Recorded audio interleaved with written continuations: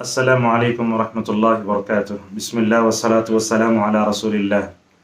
اللہ تبارک و تعالیٰ نے سورۃ النساء کی ایک آیت میں کہا وَلَا تَقْتُلُوا أَنفُسَكُمْ إِنَّ اللَّهَ كَانَ بِكُمْ رَحِيمًا، کہا اے مومنو، اے انسانوں، اپنے آپ کو ہلاکت مت کرو، بے شک اللہ تبارک و تعالیٰ تم پر بڑا مہربان ہے۔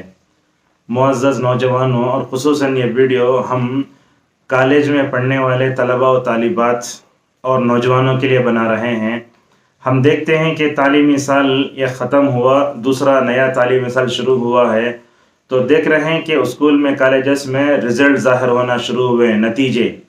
تو ماشاءاللہ وہ طلباء جو ہمیشہ سال بھر محنت کرتے رہتے ہیں، انہیں امتحان کا کوئی ڈر نہیں ہوتا، لہذا وہ جب نتیجہ آتا ہے تو سب سے پہلے انہیں معلوم ہوتا ہے کہ کامیابی ہمارا مقدر ہے۔ لہذا جیسے کہا جاتا ہے من جد وجد، کائنات کا یہ قانون ہے کہ جو بھی محنت کرتا ہے اللہ تبارک و تعالیٰ ارادہ کونیہ کے تحت سب کو دیتے رہتا ہے۔ تو اس وقت میں ہم دیکھتے ہیں کہ جو طلباء مادوں میں ناکام ہوئے یا پرسنٹیج ان کا کم ہوا، یا ان کو جو متوقع رزلٹ تھا کہ ہمیں 95 آئے گا یا 90 آئے 80 آئے گا، جب ان کی تعلیمی صورتحال کا جو نتیجہ برا آیا تو ہم دیکھتے ہیں کہ خودکشی اور سوسائڈ کے یہ کیسز بھی زیادہ ہوتے جا رہے ہیں۔ معزز طلباء، نوجوانوں، یہ بات یاد رکھیں کہ زندگی اصل میں اللہ تبارک و تعالیٰ کی امانت ہے۔ ہم اپنی مرضی سے دنیا میں آئے بھی نہیں اور ہم اپنی مرضی سے اس دنیا سے جا بھی نہیں سکتے۔ اللہ تبارک و تعالیٰ نے ہمیں زندگی میں وجود بخشا ہے، جب ہمارا وقت آئے گا اسی وقت ہم کو اس دنیا سے جانا ہے۔ 11 نومبر 2021 کی ٹائمز آف انڈیا کی رپورٹ کے مطابق ہر دن تقریباً 35 طلباء سے زیادہ طلباء خودکشی کا شکار ہو رہے ہیں، بلکہ اس میں یہ بھی بتایا گیا کہ 2020 میں کووڈ کے دوران صرف 13,000 طلباء نعوذ باللہ اپنے زندگی میں خودکشی کر کے نعوذ باللہ برے نتیجے سے دوچار ہوئے، بلکہ ٹائمز آف انڈیا کی 2021 کی اس رپورٹ کے مطابق 1995 سے آج تک یہ خبر کے چھپنے تک تقریباً 2 لاکھ بچے ساری ہندوستان میں خودکشی کا جو ہے شکار ہوئے ہیں۔ میں آپ کے سامنے ایک بڑی حقیقت آشکارا کرنا چاہتا ہوں، وہ یہ ہے کہ غیر مسلم اگر کوئی اپنی زندگی کا خاتمہ کر لے تو بول سکتے اسے اللہ پر ایمان نہیں، اسے اپنی زندگی کے امانت دار ہونے کا احساس نہیں ہے، اسی لیے مایوسی اور ڈپریشن کا شکار ہو کے ختم ہو جاتا ہے۔ مگر افسوس کی بات ہے یہ خودکشی کا رجحان غیر مسلموں سے بڑھ کر آج ہمارے مسلم معاشرے میں بڑھ رہا ہے۔ اس کے کیا اسباب ہیں؟ اگر میں اسباب آپ کے سامنے رکھوں تو سب سے پہلا سبب یہ ہے کہ زندگی امانت ہے، اس کی قدر و قیمت ہمیں جاننا چاہیے۔ جو لوگ زندگی کو امانت نہیں سمجھتے بلکہ اس کو انما الحیات الدنیا لعب ولہو، کھیل کود سمجھ کے ایسے ہی جانوروں کی طرح زندگی گزار لیتے ہیں، جن کو زندگی کی اصل قدر و قیمت کا پتہ نہیں ہوتا وہی سوسائڈ کرتے ہیں۔ دوسری بات یہ ہے، آج ہمارے طلباء و طالبات میں، اسٹوڈنٹس میں جو سوسائڈ کا کر لینا جو رجحان بڑھ رہا ہے، میں سمجھتا ہوں یہ عقیدے کی کمزوری ہے۔ جیسے میں نے کہا، یہ غیر مسلم اگر سوسائڈ کر لیتا ہے تو بول سکتے اس کے اندر عقیدہ ہی نہیں ہے، مگر اللہ پر ایمان نہ لانے والا، رسول اللہ صلی اللہ علیہ وسلم پر ایمان لانے والا اور ہر اچھی بری تقدیر پر ایمان لانے والا کیا کبھی سوسائڈ بھی کر سکتا ہے؟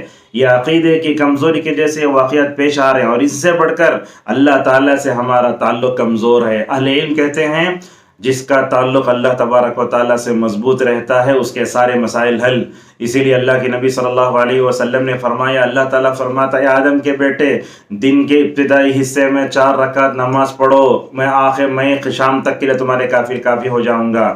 آج امت مسلمہ ہم دیکھتے ہیں نماز فجر کی سنت بھی نہیں، نماز فجر بھی نہیں، چاش کی نماز بھی نہیں، بھلا بتلائیے اللہ تبارک و تعالیٰ سے کیسے ہمارا تعلق مضبوط ہو سکتا ہے؟ اور اللہ تعالیٰ سے کمزور تعلق کی بنیاد پر جہاں یہ واقعات پیش آتے ہیں، ان میں ایک سبب یہ بھی ہے کہ تقدیر پر بھی ایمان کمزور ہے۔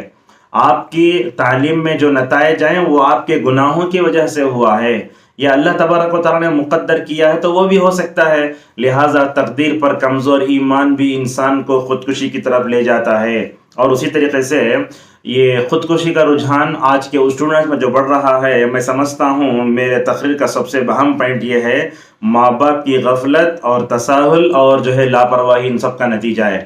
آج آپ دیکھتے ہیں ماں باپ کے اندر خود اللہ تبارک و تعالیٰ سے تعلق کمزور ہے، ماں باپ خود اللہ تبارک و تعالیٰ کے سامنے جھکتے نہیں ہیں، ماں باپ خود تقدیر پر اچھا ایمان نہیں رکھتے، انہیں نہیں معلوم کہ مومنانہ زندگی کیا ہوتی ہے، کافرانہ زندگی کیا ہوتی ہے، لہذا ماں باپ کی غفلت سے، تساہل سے ہمارے بچے بگڑتے جا رہے ہیں۔ اور یہ بات بھی ہے کہ ہمارے کچھ سرپرست حضرات اور پیرنٹس اپنے بچوں پر زیادہ دباؤ ڈالتے ہیں۔ جب 10 کا مرحلہ آ جاتا ہے تو بچے کو نہ نیند، نہ چین، نہ خوشی، نہ غم، بس اس کو جانور کی طرح ایسا پڑھانا، ایسے معلوم ہوتا ہے کہ پڑھ کر بہت بڑی کامیابی آنے والی ہے۔ زیادہ جب ڈپریشن میں آتا ہے، دباؤ ڈالا جاتا ہے، تو ایسے وقت میں بھی جو ہے یہ بچوں کے اندر ماں باپ کے دباؤ سے بڑھ کر یہ چیز انسان کو جو ہے خودکشی طرف لے جاتی ہے۔ اور اسی طریقے سے یہ خودکشی کے بڑھنے کے اسباب میں علم نافع نہ ہونا۔ آج ہمارے بچوں میں علم بہت ہے، معلومات کا سمندر بہت ہے، لیکن ہمیں یہ نہیں معلوم کہ کون سا علم انسان کے لیے دنیا میں نفع بخش ہے، قبر میں نفع بخش ہے، آخرت میں نفع بخش ہے۔ نبی کریم صلی اللہ علیہ وسلم صبح سویرے اٹھتے تو یہ دعا پڑھتے، اللہم انی اسألک علما نافعا ورزقا طیبا وعملا متقبلا۔ اے اللہ، میں تجھ سے نفع بخش علم کا سوال کرتا ہوں، پاکیزہ رزق کا سوال کرتا ہوں، اور قبول ہونے والے علم کا سوال کرتا ہوں۔ عبدالرزاق البدر حفظہ اللہ اس حدیث تشریح میں فرماتے ہیں، یہ حدیث بڑی عظیم ہے، بڑے فائدے والی ہے۔ نبی کریم صلی اللہ علیہ وسلم کو اسوہ اور نمونہ عادل بناتے ہوئے ہر مومن کو نماز فجر کے بعد یہ دعا پڑھنا چاہیے۔ اب جو اسٹوڈنٹس سوسائڈ کا شکار ہو رہے ہیں، انہوں صبح شام کے اذکار ہی یاد نہیں تو یہ دعا کہاں پڑھیں گے؟ تو اس طریقے سے علم نافع کیا ہے؟ کیا ہمارے بچوں کو بڑی بڑی ڈگریاں دلا دیں اور کروڑ روپے دے کے MBBS کی سیٹ دلا دیں؟ مسلمان میں اچھا ڈاکٹر بھی نہ، انجینئر ہونا، لیکن اس تمام مرحلوں سے جب مرحلوں تک پہنچنے سے پہلے اسے آپ سب سے پہلے اچھا مسلمان بنائیے۔ جو علم بندے کو اللہ کے قریب نہ کرے وہ علم وبال جان ہے۔ آج ہمارے جو سوسائڈ کرنے والے جو طلبہ طالبات ہیں، ان کو معلوم نہیں اللہ کون، نبی کون، اللہ کی معرفت نہیں، نبی کی معرفت نہیں، اللہ کا حق کیا ہے، نبی کا حق کیا، نہیں جانتے۔ اگر وہ جانتے ہو تو کبھی یہ اقدام نہیں کرتے۔ اسی طریقے سے یہ سوسائڈ کے کیس بڑھنے کے طلبہ میں اور اسباب میں جو ہے شیطان کی اپنی چال بھی ہے۔ اگر ہم اللہ تعالیٰ پہ ایمان رکھتے ہیں تو میں سمجھتا ہوں شیطان ان لوگوں پر حملہ نہیں کرتا جو مومن ہوتے ہیں۔ اللہ تعالیٰ نے سورۃ النحل میں کہا، انما سلطانہ علی الذین یتولونہ والذین ہم مشرکون۔ جو مشرک ہوتا ہے، جو اس کو دوست بناتا ہے، اللہ تبارک و تعالیٰ اسی پر اس کو مسلط کرا، اور کہا انہ لیس لہ سلطان علی الذین آمنوا وعلی ربہم یتوکلون۔ اللہ پہ ایمان رکھنے والا اور اللہ تبارک و تعالیٰ پہ بھروسہ رکھنے والے پر شیطان ہرگز غالب نہیں ہو سکتا۔ یہ سوسائڈ کرنے والے نہ اللہ پہ ایمان رکھتے، امتحان لکھنے سے پہلے اللہ سے دعا کرتے، امتحان لکھنے کے بعد اللہ سے دعا کرتے، تو میں سمجھتا ہوں نتیجہ سے نہیں آتا۔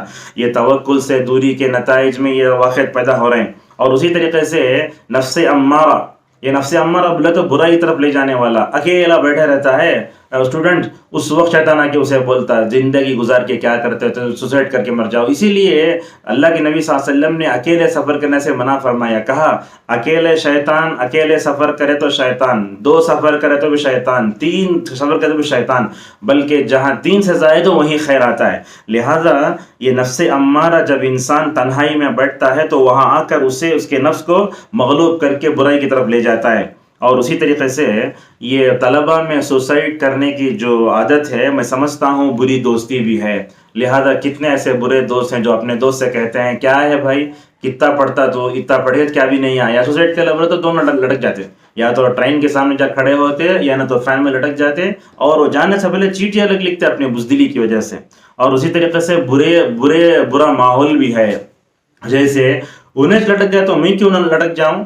حسن بصری رحمہ اللہ نے کہا، دنیا میں دوسروں سے مقابلہ نہ کرو، اگر مقابلہ کرنا چاہتے ہو تو دین میں کرو۔ اور اسی طریقے سے آخری بات ہے، یہ سوسائڈ کرنے کی وجہ کیا ہے؟ دینی تربیت کا فقدان۔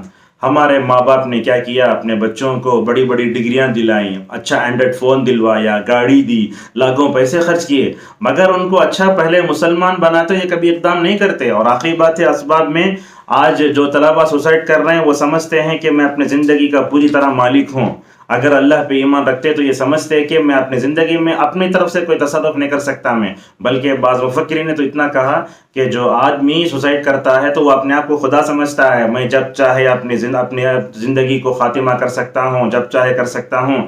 یہ سب چیزیں فرعونی تکبر اور اس کے خیالات کی طرف سے آتے ہیں۔ بہرحال اس ویڈیو کے آخر میں ہم یہ بتانا چاہتے ہیں آپ کو کہ طلباء میں جو یہ سوسائڈ کرنے اور اپنے آپ کو ختم کرنے کا جو رجحان غیر مسلموں سے بڑھ کر آج مسلمانوں میں آ رہا ہے، اگر اس کو ختم کرنا ہے تو ہمیں ان باتوں پر توجہ دینا ہوگا۔ سب سے پہلی بات یہ ہے کہ بندے کا عقیدہ توحید صحیح ہونا چاہیے۔ کیا مطلب ہے؟ اگر اس کی اندر عقیدہ آیا تو سلامتی آتی ہے، زندگی کی سلامتی، گھر میں سلامتی، آخرت میں سلامتی، قبر میں سلامتی۔ اللہ تعالیٰ نے سورۃ الانعام میں جہاں حضرت ابراہیم علیہ السلام کا تذکرہ تو فرمایا تو وہاں کہا الذین آمنوا ولم يلبسوا ایمانهم بظلم اولئک لهم الامن۔